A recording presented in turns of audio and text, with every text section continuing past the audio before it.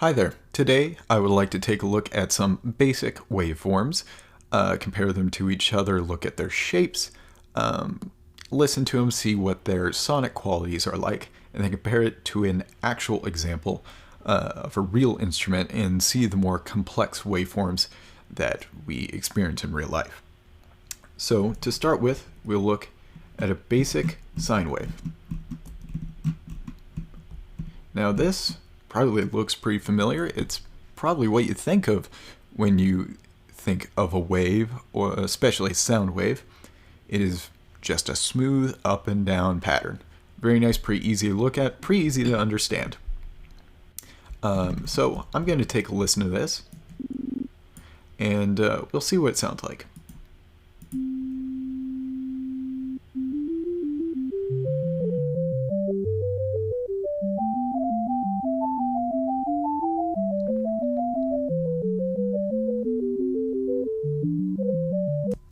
So, as you can tell, it's pretty basic sounding. It doesn't have much punch. It's very somewhat neutral sounding. It is not a bright at all. It is very sweet. It is generally what you'd think of when you think of a very basic sound wave, because that's really what it is. Now, we will compare this to the triangle wave.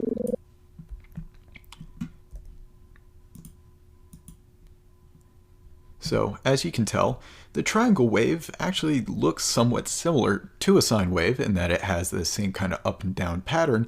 The difference is it happens in straight lines with sharp points instead. And if we take a listen to it,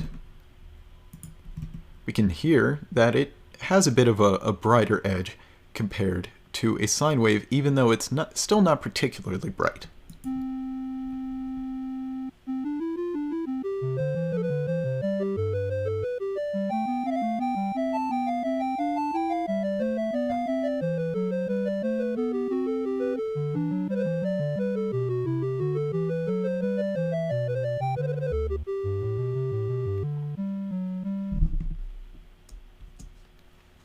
So, as you can tell, a bit brighter, a bit more like something you would hear actually being used as a lead tone, perhaps.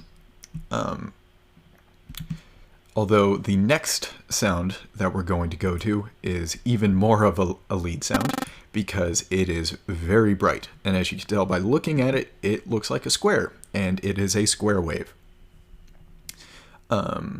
So just by looking at it, it looks significantly more rigid. You don't have the smooth up and downs of a sine wave. You don't even really get any sort of incline like with the triangle. It is just voom, voom, voom. It spends a lot of time, pretty much all its time, directly at its highest and lowest points on the wave. So you end up with something very bright and powerful sounding. So let's listen to that.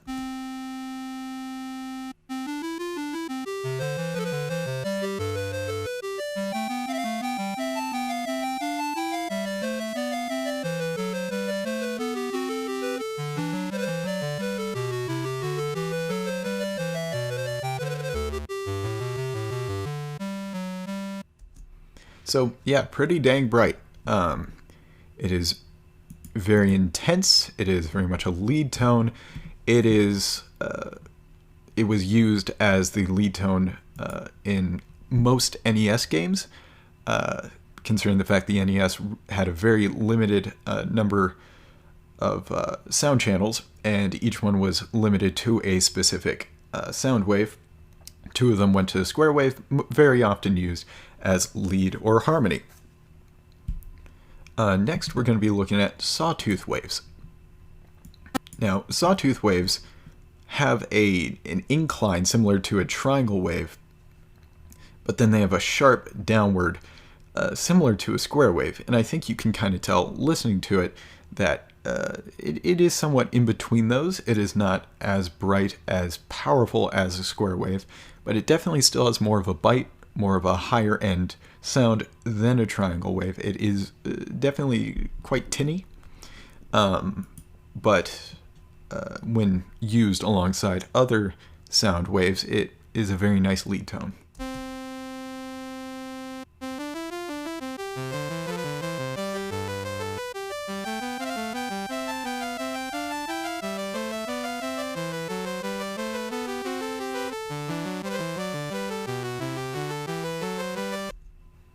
So that is that. There's not a whole lot to say here, other than it does have a very interesting shape to it. And it is, like I said, not as intense as a square wave, but definitely still has a high-end punch to it that neither the sine or triangle waves have. So next, we're going to be looking at a pulse wave. Now, pulse wave is interesting because if we zoom in a bit closer, it just kind of looks like a square wave, except more like a rectangle, because that's pretty much what it is, because a square wave is a pulse wave. It is simply one where the highest and lowest point on the wave spend same amount of time at each of those, as compared to this, where it spends much more time at its lowest point as compared to its highest. It is going to sound pretty similar to a square wave, although it is not quite as intense, similar to a sawtooth. It does sound somewhat similar to a sawtooth, although it does still have its own sound. Here, let's just take a listen to it.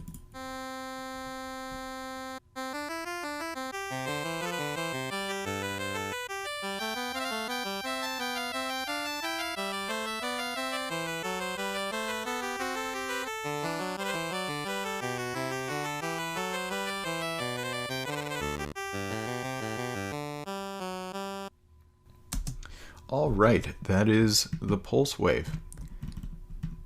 Let's see, not a whole lot else to say there other than, yeah, it sounds kind of like a square wave, but not quite the same. And that's because looking at it, it looks like a square wave, but not quite the same. So, next we're going to be taking a look at two waveforms that are quite a bit different from the previous. These are noise waveforms, which essentially don't have a nice pattern like the previous ones did. They're very all over the place. That's why they're called noise. They are pretty intense, not very pleasant, basically sound like static. And we're going to take a look at two, white noise and pink noise. White noise has more high end. It's harsher than pink noise. Pink noise sounds a bit more like, say, ocean waves, compared to white noise. But we're going to look at white noise, and in fact, let's take a look at the waveforms themselves. As you can tell, white noise goes up and down quite a bit more often than pink noise.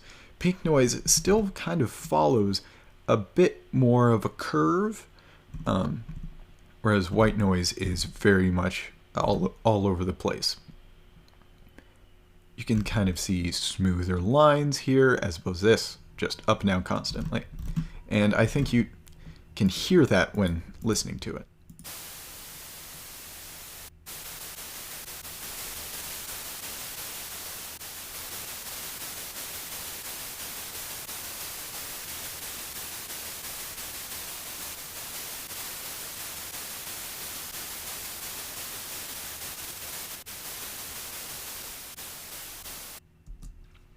All right, so next we're going to listen to pink noise and see how that contrasts with white noise.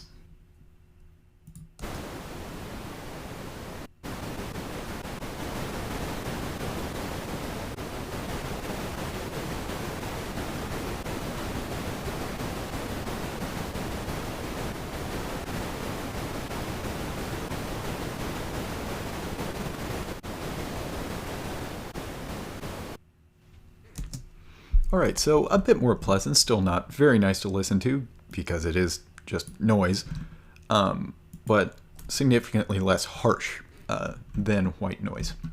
Now, something I want to cover that I didn't bring up earlier that you might have been able to see early on was the fact that when multiple notes start playing, go undo that. When multiple notes start playing, the waveforms get weird because here a single note is playing, and you can tell because it's following that sine wave pretty precisely. It has that normal sine wave look that you would expect. However, here, where multiple notes are playing, it forms a different shape, and that's because the two waveforms of the multiple notes essentially interact with each other and create this dynamic shape. And we can see this with the triangle wave here and here. We can see it with the square wave. We can see it with the pulse wave. The sawtooth. We can experience it with the pulse wave here. And it's not quite as obvious with the white or pink noise because they are just random. They don't produce a nice pattern, and you don't really see different patterns here among these as you did up here. But you can still kind of tell that it's a bit more intense here than it is here. But yeah, with the noise, you don't see it quite as much. Now, moving on to my final part here. We're going to take a look at an actual soundbite of a cello being played. Now, this is just one note because it will help us later on to do a little bit of math with it. But first, I want to take a look at the waveform itself. So if we zoom in, we can see patterns emerging, which we would assume we would see with a sound that the cello makes. And as we can see, it seems to start, well, it can start about here, and it goes to about here. Now generally, this probably looks most like a sine wave, but it definitely isn't exact. In fact, in this channel here, it almost looks somewhat like a sawtooth. But because it is a real recording and it is an actual instrument, it doesn't produce that nice, even pattern. Well, it does produce a fairly even pattern, but it doesn't produce the exact waveforms like we saw earlier, which are completely digital. There was nothing, real involved with the creation of those sounds. Here, this is quite a bit more complex. So let's just take a listen to it.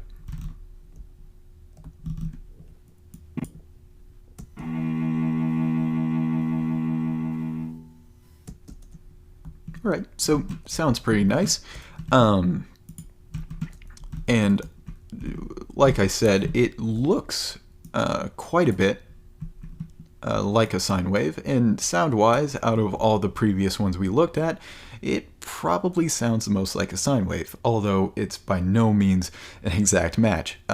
It's a lot more complex than a sine wave, but it does still resemble it somewhat, and it does have a much smoother sound than a lot of the other waveforms we listen to. Something I would like to show is the period. Now, it starts about here, and it goes to about here. Now, I've already done the math ahead of time. The period here lasts about 0.0125 seconds. And so we can find the frequency of that by having 1 divided by 0.0125, and the number you end up with is 80. So it is 80 hertz, roughly. Say roughly because I did not take the exact time down to the smallest measurement I could get. It's just a ballpark. And so 80 hertz is between an E and an E flat. It's, just the result of using an actual instrument. You don't get a specific pitch necessarily. All right, so I hope this video was at least somewhat helpful for you, and I'll see you next time.